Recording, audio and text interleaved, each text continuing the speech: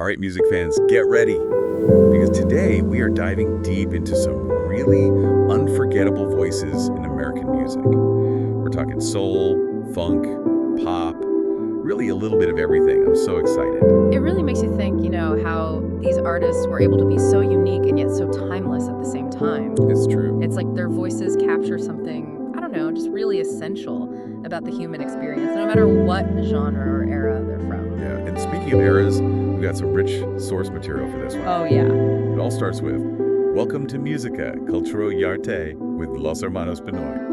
I love that. Right, it's like we're hanging out with these cool radio DJs who are about to drop some serious knowledge about these incredible voices. Los Hermanos Benoit spinning those good vibes. I like it. Me too. And speaking of vibes, we've got to start with the man whose voice practically invented smooth Barry White. I mean, can't get enough of your love, babe. Come on. It's not just a song, it's a whole statement. It really is, and it's a perfect example of how he used his voice like an instrument, Oh, absolutely. It wasn't just about hitting the notes, it was the tone, that deep, resonant tone, the way he controlled his breath, holding those notes, letting them linger. It's almost like he's hypnotizing you. You can't listen to it without feeling something. And, the source material mentions he was a producer and a composer, too. Oh, wow. A talent. A true visionary.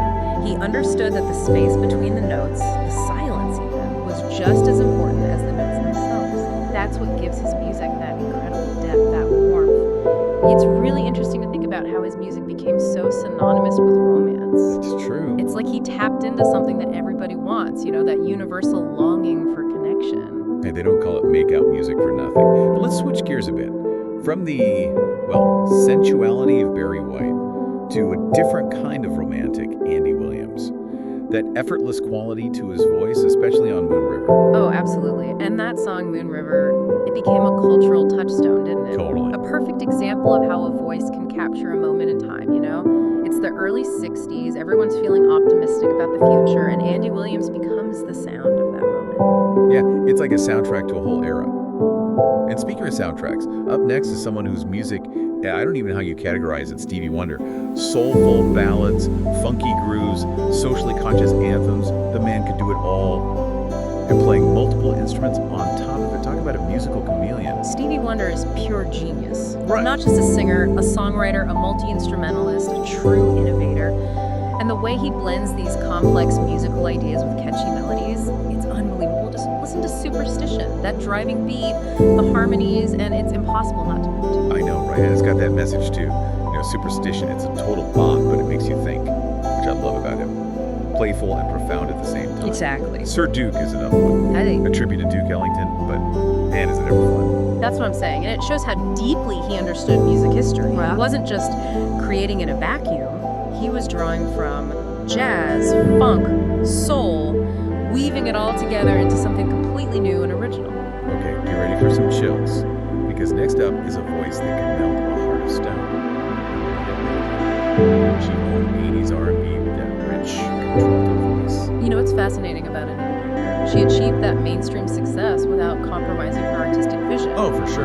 In the 80s, R&B was getting really influenced by pop and electronic music, but she stuck to her soulful roots. And that comes through in every note, that authenticity, like Sweet Love, that's such a great example. Simple, elegant, and her voice just drips with emotion. Timeless. Absolutely, she knew her strengths and she played to them, While other artists were chasing trends, she was all about raw emotion, vocal mastery, and it really resonated. Speaking of voices that just grab you, we've got to talk about Lou Rawls. That baritone, like velvet thunder. Oh, Lou Rawls, he had this way of being both warm and commanding at the same time. It's incredible. He could croon a love song like nobody's business. You'll never find another love like mine, which was huge for him, but then bam, he'd hit you with that bluesy growl that would send shivers down your spine. Right, he could really do it all, and it always felt so real, like he meant every word. Which, now that I think about it, that's something all these artists we're talking about have in common, that commitment to realness. 100%. It's about connecting with those core emotions, joy, heartache, even using their platform for social commentary. Which brings us to another artist who wasn't afraid to tackle the big stuff, Gary Puckett. Oh, yeah. He's probably best known for his time with the Union Gap, those dramatic songs, young girl, woman, woman. But there's this vulnerability in his voice that adds this theatrical, there's no doubt about that, but he delivers it with this sincerity that makes it work. I remember hearing that on the radio growing up. That's what pulls you in, though, that emotional commitment. He's not just singing the words, he's living the story of each song. And speaking of storytelling through music, we can't forget King of the Piano Ballad, the maestro of melodrama himself, Barry Manilow. Barry. Mandy, Copacabana, I write the songs. Talk about mini musicals. Barry Manilow, he knows how to create these sonic worlds, lush, cinematic, pure emotion. He is not afraid to go big. Soaring vocals, dramatic arrangements, all meticulously crafted to make you feel something specific. It totally works though. You get swept up in it. Like he's creating a whole mood, a whole world with his music. That's a skill. From the world of Barry Manilow, though, to a whole other musical universe, we've got to talk about Earth, Wind & Fire. They brought the funk, the soul, the positive vibes. They're unstoppable. Talk about a musical powerhouse. They weren't just making music, they were creating an experience. Their sound was like this fusion of everything that just makes you want to get up and move. Soulful vocals, incredible horn arrangements, those driving rhythms, and the harmonies. Forget about it. Out of this world. September Boogie Wonderland. Let's groove. Instant party. Instant party. But it wasn't just about the groove with them, though, was it? No. There was that message of positivity, of unity, that really resonated. For sure. Their music had this infectious joy, but also tapped into something, I don't know, maybe a longing for connection, for a better world. And that resonated, especially in the 70s, with everything going on socially and politically. Right. It makes you feel good, but it also makes you think. Yeah. Which is a pretty powerful combination.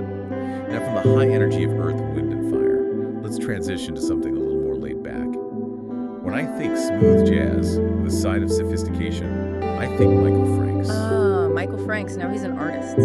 He is. His music is all about subtlety, nuance, blends jazz with bossa nova, pop, even a little bit of folk music in there, creates this incredibly chill and sophisticated sound. And the lyrics, like poetry set to music. Oh, yeah. Popsicle toes, the lady wants to know. He just paints these pictures with his words, and his voice floats over the melodies. It's fantastic. He's a master at setting a mood. Listening to Michael Franks is like slipping into a warm bath on a rainy day. Pure relaxation. Okay, so we've taken this journey through, decades of iconic voices, and now we've got a bit of a mystery guest on our list. Bublé. He's on here, but no details. It's like a musical cliffhanger. Right.